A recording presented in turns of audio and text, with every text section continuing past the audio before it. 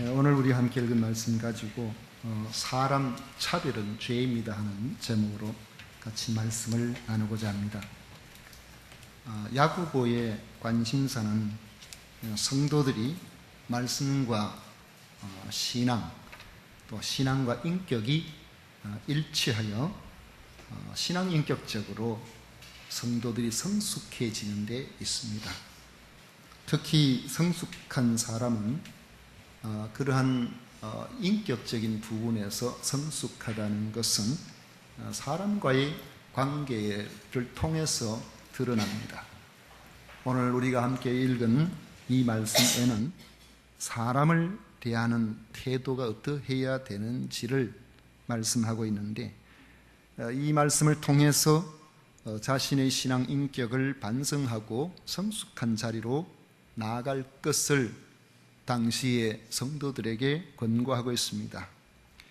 우리가 일반적으로 모임을 갖게 되면 그 모임은 어떤 이해관계나 같은 관심사를 가진 사람들에 의해서 구성이 됩니다.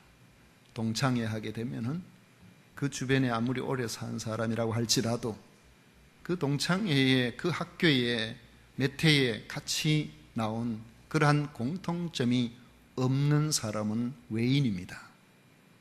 그가 어떠한 사람이든지 간에 그 학교를 나온 사람들이 서로 간에 반갑게 그 동창회의 회원이 될 수가 있죠. 교회 공동체는 오직 예수님을 같은 주로 믿는 신앙으로 모이게 됩니다. 예수님을 주님으로 고백한다는 이 동질성 안에 여러 우리가 다양한 그러한 이런저런 요소들, 그 다양성을 서로가 이해하고 받아들이고 서로 섬기고 교제하며 하나로 나아가게 되는 것이 성도요 교회입니다. 여기에는 나이에 제한이 없습니다. 신분에 제한이 없습니다.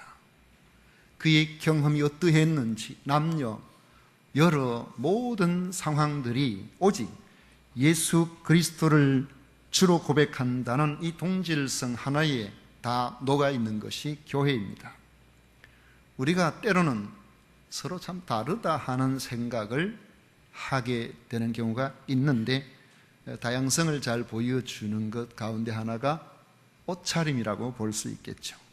어떤 사람은 화사한 옷을 좋아하고 어떤 사람은 검소하고 정결한 그런 옷차림을 좋아합니다. 어떤 사람은 옷이 그래도 단출한 것을 좋아하고 어떤 사람은 치마를 입어도 긴 치마를 좋아하는 사람이 있습니다. 어떤 사람은 옷감에 색이 무채색인 것을 좋아하고 어떤 사람은 아주 화려한 빛깔의 원색적인 부분, 이런 것들을 좋아하는 분들이 있습니다.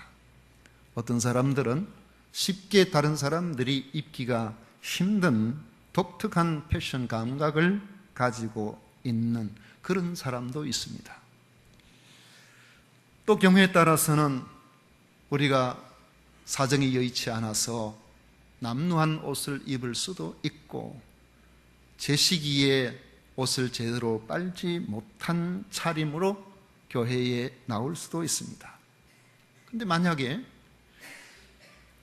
교회 안에서 사람과 사람을 대하는 데 있어서 좋은 옷차림에 인상 좋은 사람에게는 아주 반갑고 친절하게 대하면서, 그렇지 않은 사람에게는 그가 오든지 말든지 앉든지 여기 서가지고 있든지 전혀 관심을 기울이지 않는다는 그런 느낌을 우리가 받는다면 그 당사자의 마음은 굉장히 언짢게 될 것입니다.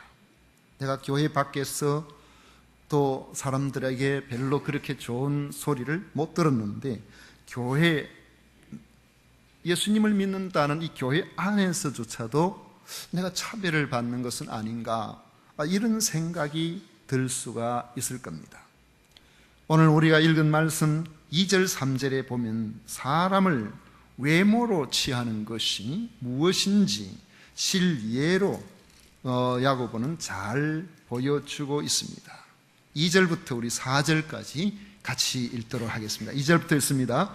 만일 너희 회당에 금가락지를 끼고 아름다운 옷을 입은 사람이 들어오고 또 남루한 옷을 입은 가난한 사람이 들어올 때에 너희가 아름다운 옷을 입은 자를 눈여겨보고 말하되 여기 좋은 자리에 앉으소서 하고 또 가난한 자에게 말하되 너는 거기 서 있든지 내 발등상 아래에 앉으라 하면 너희끼리 서로 차별하며 악한 생각으로 판단하는 자가 되는 것이 아니냐.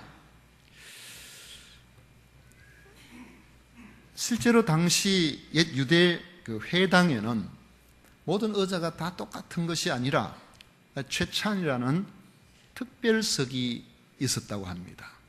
이 특별석에는 그 당시에 그 지역의 그 회당의 기여도가 아주 많은 신분에서 높고 부유한 이런 사람에게 앉힌 그런 자리라거든요. 자리가 없어서 서가지고 있을 형편이 된다고 해도 가난한 사람, 사회적 지위가 낮은 사람은 그 자리에 앉지를 못한다고 했습니다. 야고보가 보여주고 있는 이 실예는 우리 그리스도인들이 성도들을 어떻게 대해야 하는가를, 그리고 어떻게 대하는가를 통해서 그의 참 신앙, 주님께로 향하는 그 신앙을 알 수가 있다는 것입니다. 한마디로 말하면 차별하지 말라는 것이죠. 사람을 차별하지 말라는 것은 여기서 어떤 일을 하거나 무엇을 할 때 다 똑같이 하라는 의미라기보다는 인격적으로 차별하지 말라는 의미죠. 우리가 이런 부분에서 조금 혼동을 느낄 수 있는 것 중에 하나, 교회 어떤 일을 할 때는 은사를 따라 그 사람이 가지고 있는 열정을 따라 그렇게 어떤 일을 해야만 하나님께 영광을 올려드리는 좋은 그런 일들이 될 수 있습니다. 그런데 차별하면 안 된다고 해가지고 숫자만 보면 머리가 아픈 사람한테 순서를 따라서 재정 사무를 맡기면 문제가 발생할 수 있습니다. 여기 차별은 그런 것이 아니고 인격적으로 사람을 차별하지 말라는 것이죠. 주님께서 하신 인간관계를 우리가 배움으로 그렇게 해야 됩니다. 1절에 보시면 내 형제들아 영광의 주 곧 우리 주 예수 그리스도에 대한 믿음을 너희가 가졌으니 사람을 차별하여 대하지 말라. 그렇게 말씀하고 있습니다. 우리 사람은 인정을 받고 싶은 욕구가 있습니다. 그건 나쁜 것이 아니죠. 그런데 이 인정을 받고 싶어 하는 이러한 욕구가 본능적으로 가지고 있는 이것이 잘못되면 나타나는 반응이 차별로 나오게 될 수도 있습니다. 나는 높아지기를 원하고 상대방은 낮아지려고 하는, 그리고 내가 높아지기 위해서 그 자리에 가기 위해서 다른 사람을 대하는 태도나 이런 것이 달라질 수가 있는 것이죠. 성도는 그렇게 해서 안 된다고 말씀하고 있는 겁니다. 왜 그렇습니까? 주님께서 사람을 외모로 보지 않으셨기 때문에 그렇습니다. 이것은 예수님을 미워했던 바리새인들이 증거한 바입니다. 마태복음 22장 16절에 보면 바리새인들이 예수님께 와서 선생님이여 우리가 아노니 당신은 참되시고 진리로 하나님의 도를 가르치시며 아무도 꺼리는 일이 없으니 이는 사람을 외모로 보지 아니하심이니이다 라고 말씀하고 있습니다. 제자를 선택하실 때도 그러했고 사람을 사귀실 때도 세리와 죄인들을 가리지 아니하셨습니다. 주님은 편견 없이 모든 사람 그 신분 여하에 따라서 하지 아니하고 누구든지 주님께서는 같이 대해 주셨습니다. 주님은 사람을 보실 때에 그의 외적인 환경보다도 더 중요하게 보시는 것이 있습니다. 그것은 바로 그 사람의 동기의 순수성입니다. 순수한 동기를 가지고 있으면 주님께서는 그것을 아주 귀하게 보시는 거죠. 한 번은 예수님께서 성전에서 연복의 옆에 앉아 계셨는데 어떤 사람이 화려한 옷차림을 가지고 그곳에 와서 성전에 들어가면서 거기에다가 헌금을 하는데 아주 상당히 많은 액수의 헌금을 했습니다. 그런데 그 자리에 또 다른 아주 옷차림이 남루하기 짝이 없는 한 여성이, 그 사람은 과부였습니다. 그 연보함에다가 헌금을 넣는데 그 당시로서는 가장 가치가 낮은 렙돈 2님, 그거 가지고는 한 끼 식사도 제대로 할 수 없는 그러한 적은 액수를 그 연복기에 넣었습니다. 예수님께서 하신 말씀이 이 여인이 저 부자보다도 더 많은 것을 드렸다라고 그렇게 말씀을 하셨습니다. 왜 그렇습니까? 그 부자는 많은 것 가운데서 일부를 드렸지만은 그 과부는 그거 쓰고 나면은 당장 떼거리가 없어지는 생활비 전부를 그 속에 넣었기 때문에 그 동기에 있어서 하나님을 사랑하는 그 모습이 바로 그 여인이 훨씬 크다고 주님께서는 보신 것이죠. 우리는 항상 주님 앞에 나아갈 때 섬김의 삶이나 어떤 경우나 주님께서 보시는 중심은 동기라는 사실을 우리는 기억해야 됩니다. 다른 사람들이 어떻게 생각하는가, 누가 어떻게 봐주는가, 목사가 어떤가, 뭐 이런 것은 여러분 그렇게 중요한 부분이 아닙니다. 주님이 우리를 어떻게 보시는가, 거기에 여러분들이 관심을 가져야 됩니다. 예를 들어서 우리가 생각해 보십시오. 사업을 하는 사람이 사업이 잘 될 때는 여러분 그 소득이 많아서 그 소득에 하나님 앞에 헌금을 드리는 11조를 드려도 넉넉하게 드릴 수 있지만은 언제든지 우리가 일이 내 뜻대로 꼭 잘 되는 것만 아니지 않습니까? 어떨 때는 너무나 안 돼서 영 소득이 없을 때도 있고, 어떨 때는 있어도 그야말로 참 부끄러울 정도로 소득이 적어서 내 생활도 되지 않은 이러한 상황이 될 수도 있습니다. 그래서 이럴 때는 아이고 내가 이래가지고 헌금 생활을 제대로 하는가 이렇게 생각할지 모르겠지만은 적든지 많든지 하나님께서 자신에게 주신 그 부분에 대해서 그가 하고자 하는 주님께서 보시는 그 안에서 제대로 구별해서 주님 앞에 드리는 것이라면 많든지 적든지 사람이 보든지 보지 않든지 주님 앞에서는 저는 온전한 헌금 생활이라고 믿습니다. 여러분 그렇게 하지 아니하고 아이고 내가 이렇게 하면 누가 어떻게 생각할까? 그건요 하나님 안 기뻐하시는 생각입니다. 순수한 동기로 사람 생각하지 말고 하나님 보시는 바 안에서 우리가 살아가면은 우리가 당당하게 담대히 주 앞에서 최선을 다해서 살아가는 삶을 주님께서 그 여인의 작은 것을 크게 보신 것처럼 우리를 귀하게 봐주실 줄로 믿으시기를 바랍니다. 또 한 가지는 주님은 우리의 현재 모습보다 장래를 보십니다. 장래의 가능성을 주님께서는 보고 계신다는 것이죠. 갈릴리에서 이름 없이 그냥 고기 잡는 그러한 사람이지만 주님께서는 그들을 부르셔서 이 엄청난 복음 사역에 그러한 중심적인 역할을 하도록 만들지 아니하셨습니까? 박해자 바울을 볼 때에 그 사람들은 망해서 그저 우리가 볼 때는 끝장이 나기를 원하는 그런 사람이지만은 주님께서는 그런 사람을 택해서 온 세계를 향하여서 복음을 전하는 헌신자로 삼으신 것입니다.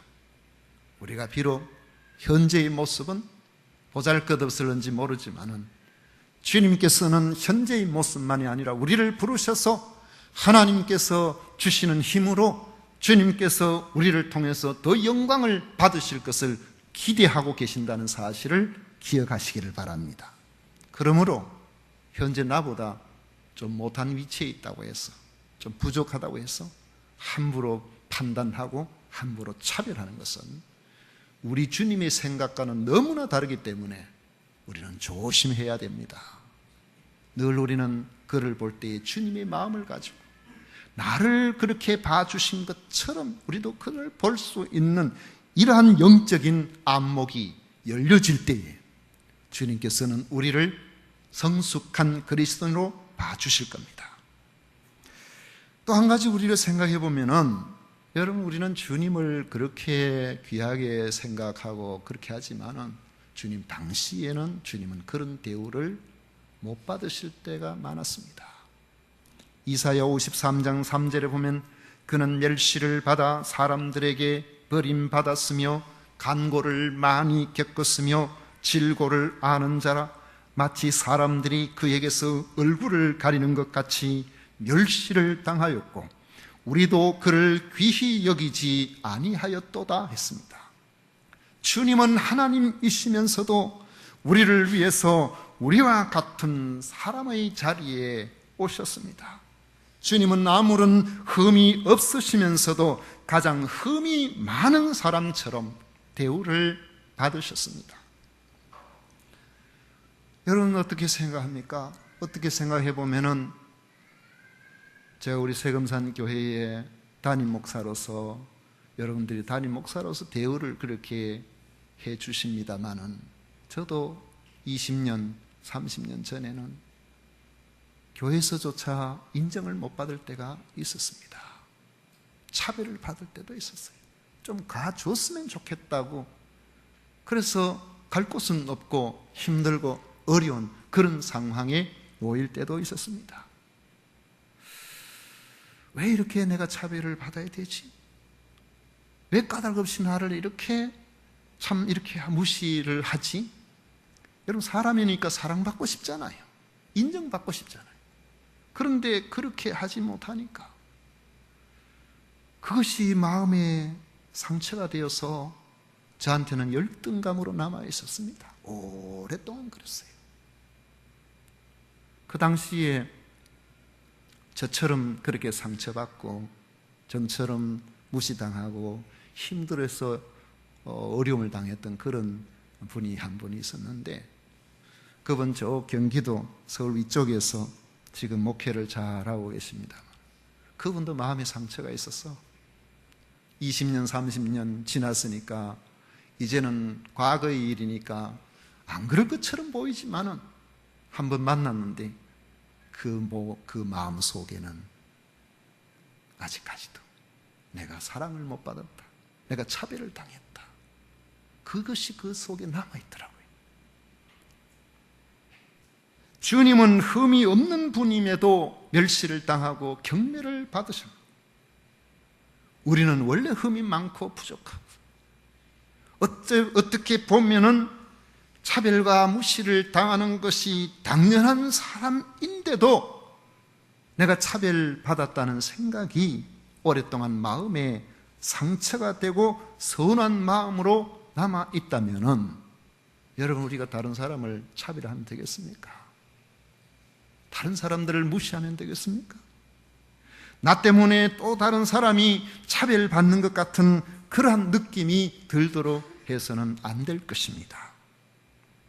혹시 본의 아니게 저 때문에 여러분 그런 생각이 드신 분이 있다면 용서해 주시기를 바랍니다.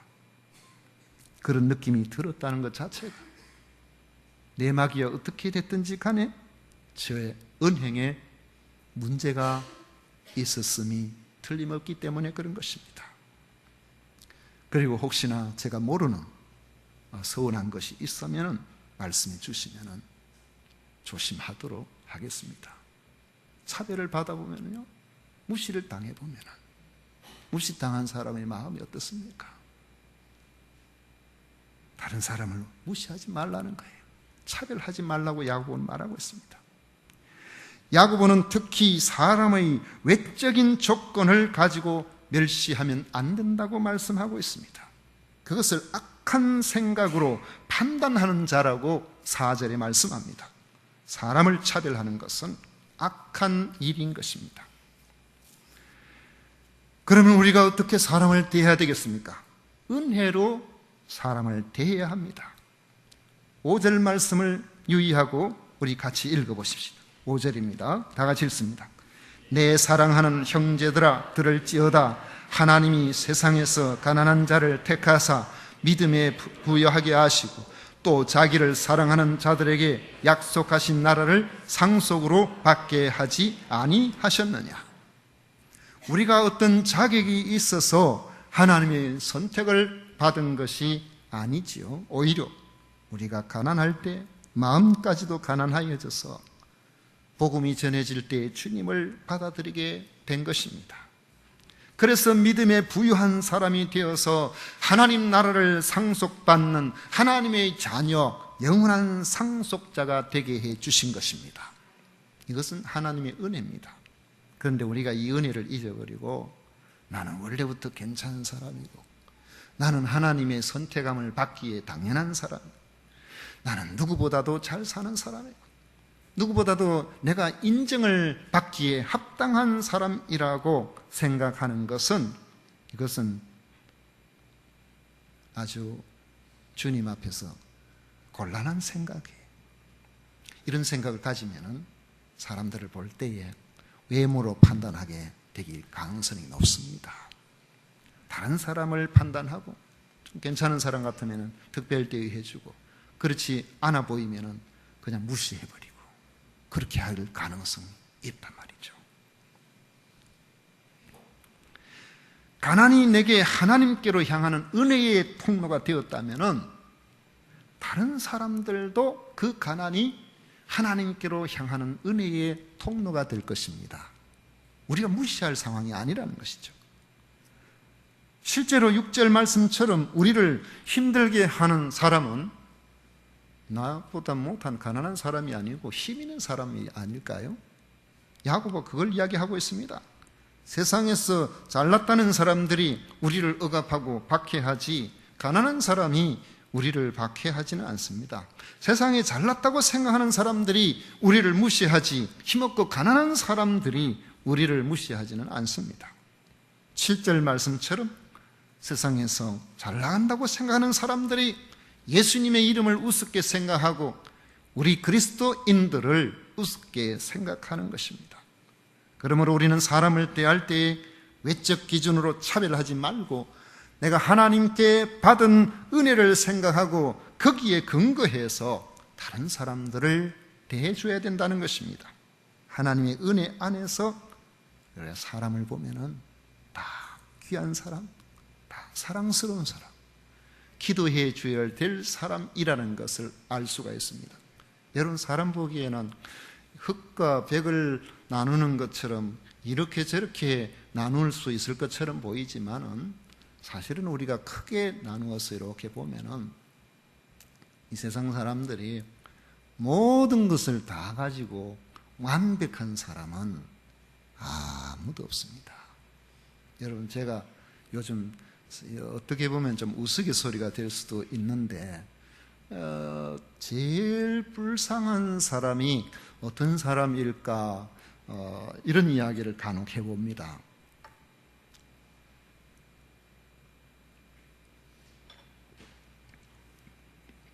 제일 불쌍한 사람이 어떤 사람일까요? 엄청나게 얼굴이 예쁜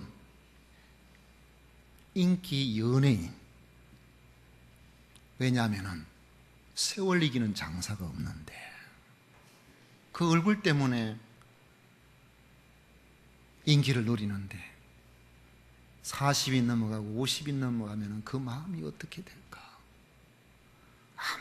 아무리 외모를 가꾼다고 해도 한계가 있는데 그래서 나는 그만큼 안 생겨서 참 감사하다 이 생각을 하시면 좋아요. 그런 걱정 고민 안 해도 되잖아요. 사람은 세월 따라서 품이 있게 되는 사람이 있어요. 왜냐면 남들이 생각할 때 이렇게 뭐 어떤 정형화된 예쁜 것이 아니고 그건 세월 잘못 살면은 얼굴이 추하게 보이지만은 사람이 세월이 가면은 뭔가 품위가 있어지는 사람이 있습니다. 그런 사람 되기를 축원합니다. 여러분, 사람이요 60, 70대도 제가 그 전에 어떤 남자분 보니까 70이 넘으신 분인데 특별한 지위에 있는 분도 아닌 것 같은데 얼마나 잘났는지. 여기서 잘났다는 것은 품이 있다 그 말이에요.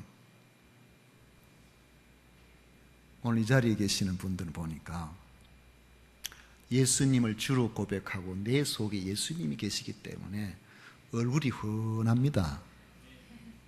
여러분, 품위 있게 늙어가시고 있는 것 같습니다. 난 젊은데 못 늙어도 오해는 하지 마시고요.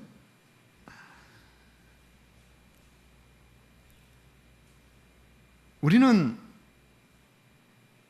자칫하면은 다른 사람에 대해서 내 나름대로 어떤 생각을 가지고 평가하고 판단하고 그렇게 하기 쉬운데 그렇게 하지 말라는 것이죠. 사람을 대할 때에 외적 기준으로 차별하지 말고 내가 하나님께 받은 은혜를 생각하고 거기에 근거를 해서 다른 사람을 대하라는 것입니다. 하나님의 은혜 안에서 사람들을 보면 정말로 우리가 귀하지 않은 사람이 어디에 있겠습니까?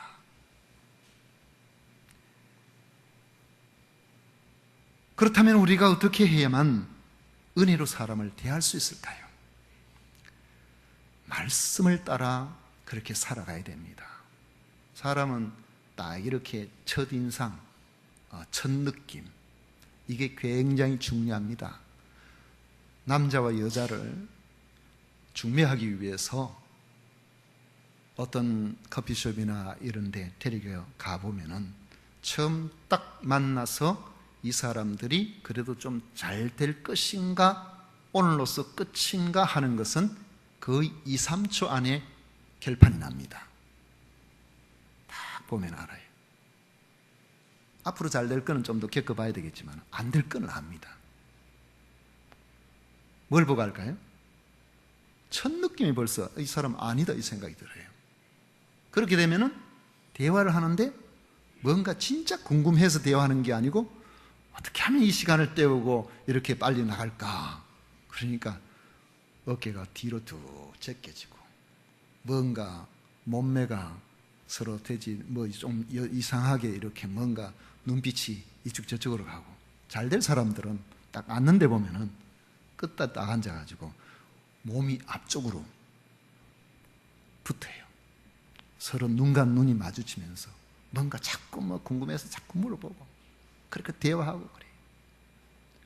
이처럼 우리들은 어떤 상황에 대해서 나름대로의 선입견이나 생각하는 바가 있기 때문에 그대로 우리가 행동을 하려고 하면은 자칫하면 차별할 수 있거든요. 그럼 어떻게 우리가 차별 안 할 수 있느냐? 말씀을 붙들어야 차별 안 하고 살아갈 수가 있습니다. 죄된 인생은 사람을 차별하라는 그러한 경향을 갖고 있지만은 성경은 감성적이고 이성적인 판단이 아니라 반드시 지켜야 할 법으로 사람을 차별하지 말라고 말씀하시기 때문에 그렇습니다. 내 이웃 사랑하기를 내 몸과 같이 하라는 8절에 있는 말씀처럼 그야말로 반드시 지켜야 할 절대적인 계명이라는 것이죠. 이 계명은 형편 따라서 뭐 안 지켜도 되고 지켜도 되고 이런 것이 아닙니다. 안 지키면 죄를 짓는 겁니다.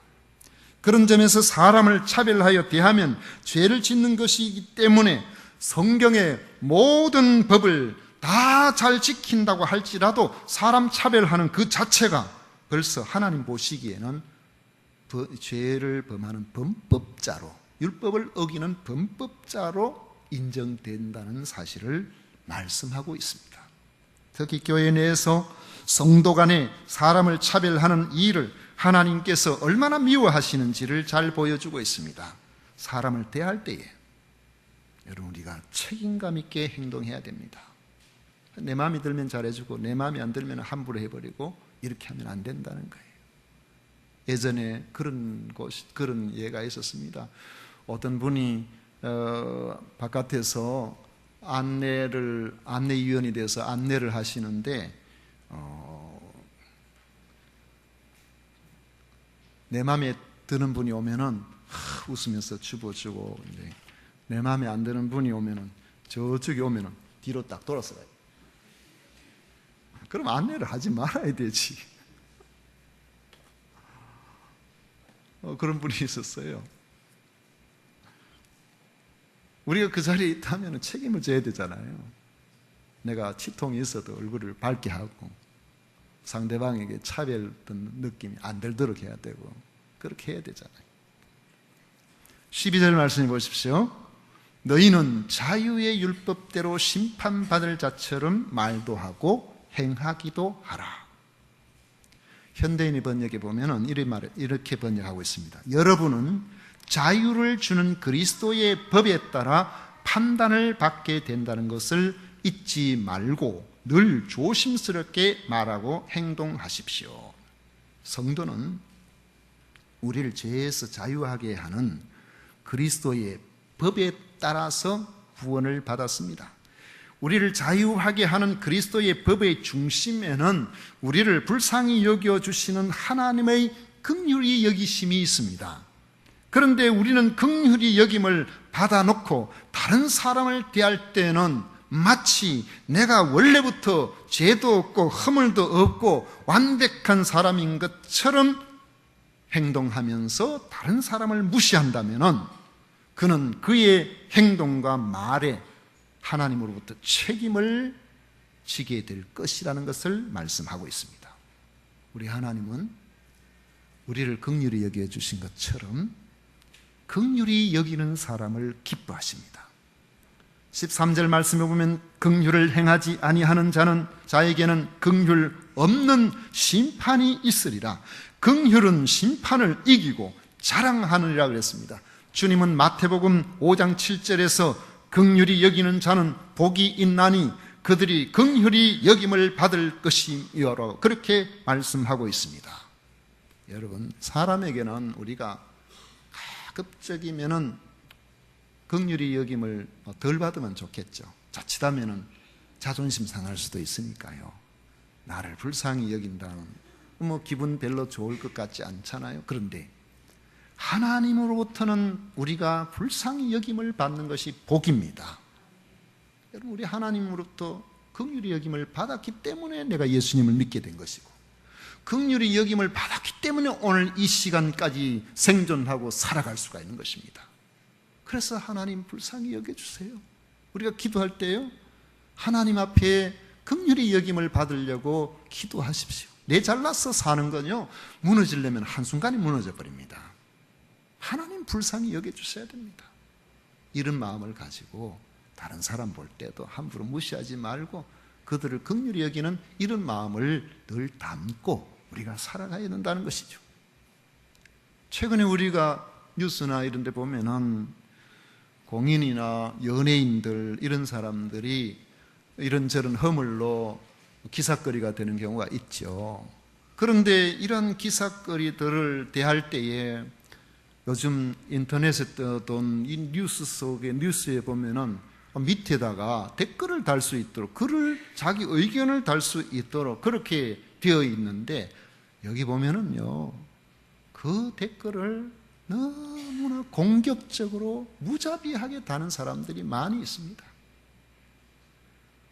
나름대로는 사정이 있을 텐데 나름대로는 문제가 있을 텐데 그렇지 않아도 힘들고 어려운 상황에 죽고 싶은 생각이 있을 텐데 그런 사람들에게 아이고 그래 왜 사나 죽어라 차라리 그런 글을 막 써놔요. 그리고 온갖 악의적인 이야기 확인되지 않은 그런 이야기들을 그런 속에 막 이건 대통령도 필요 없고 정치인들 유명한 이들 또 어떤 사회적인 어떤 위치에 있는 사람들 내 얼굴이 보이지 않는다고 해서 너무나 함부로 그렇게 행동하는 경우가 있는데 여러분 우리는 판단할 수 있습니다. 그런 자유가 있어요. 그렇지만은 판단하는 자유가 있다고 해도 우리의 판단이 확실하지도 않고 우리 생각에 왜 그렇게 하나 저렇게 안 했으면 좋을 텐데 그렇게 생각을 하고 어떤 경우에는 그 상태에 버려뒀을 때에 또 다른 많은 피해자가 발생할 수 있겠다 싶을 때는 그럴 때는 가차없이 비판을 해야 되겠죠. 그런데 그런 경우가 아니라면은 우리는 가급적 비난에 앞장서지 않는 성도가 되어야 됩니다. 될 수 있으면 비난하지 말. 왜냐하면 비난이라는 것은 정확하게 판단해서 이야기하는 것이 아니라 내 감정이 마음에 들지 않아서 몰아붙이는 거거든요. 그건 잘못하면 하나님의 긍휼을 우리가 받지 못하는 자리에 갈 수가 있는 것입니다. 자칫하면 나의 비난 한마디로 어떤 한 사람의 생을 무너지게 만들 수도 있습니다. 그래서 우리가 다른 사람의 이런저런 상황에서 내 생각한다고 그런 말들을 함부로 하면 안 됩니다. 함부로 댓글을 달면 안 된다고요. 사람을 세워줘야 되지 비난에 앞장서는 우리가 되어서는 안 되는 것입니다. 성도들은 교회 밖의 사람들도 그렇고 특히 교회 안에서는 내 마음에 안 들어도 내 취향과 달라도 여러분 함부로 우리가 판단해서 그걸 입 밖에 내거나 그렇게 다른 사람에 대해서 안 좋게 표현하고 하는 일들을 여러분 각종 금하시기를 바랍니다. 그렇게 해야만 주님께서 우리를 보실 때 긍휼히 여겨주십니다.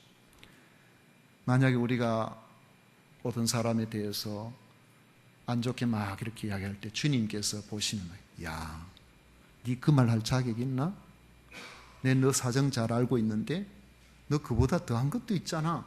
그거 다 드러내면 너 어떻게 되려고 그래? 만약에 주님께서 우리를 보실 때 그렇게 보신다고 하면은 참 우리가 어떻게 되겠습니까?